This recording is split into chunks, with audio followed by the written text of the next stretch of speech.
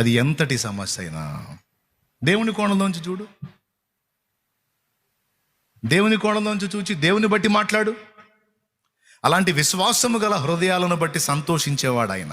నీ పరిస్థితుల విషయంలోనే కాదు, నువ్వు చేసే సేవ విషయంలోనే కాదు, నీ ఆత్మీయ జీవితంలో నిలకడ విషయమే కాదు, నువ్వు ఆత్మని రక్షించడానికి కావాల్సిన అభిషేక విషయమే కావచ్చు, ఏదైనా సరే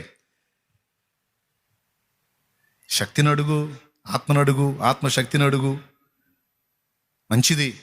కానీ అది పొందానని విశ్వసించు. నేను అడుగుతున్నాను, దేవుడు నిశ్చయంగా ఇచ్చి ఉన్నాడని నమ్ము. ఆ మాట ఎన్నోసార్లు బైబిల్లో స్పష్టంగా చెప్పాడు యేసు ప్రభు. ఒక్క చోట మార్కు సువార్త 11వ అధ్యాయం ఒక్క చోట మీరు చదివి వదిలేస్తే ఇక నేను ముగిస్తాను. చేయునప్పుడు మీరు అడుగుచున్న వాటి నెలను పొంది ఉన్నామని నమ్ముడి. నమ్మాలి, నమ్మాలి, నమ్మాలి, నమ్మాలి.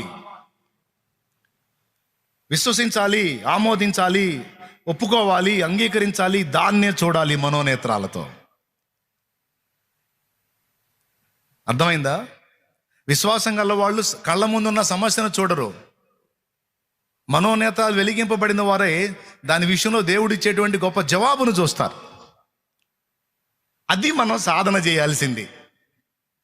అది అట్లంటే రాదు, అది ప్రాక్టీస్. విశ్వసించటం నేర్చుకోవాలి, విశ్వాసాన్ని సాధన చేయాలి.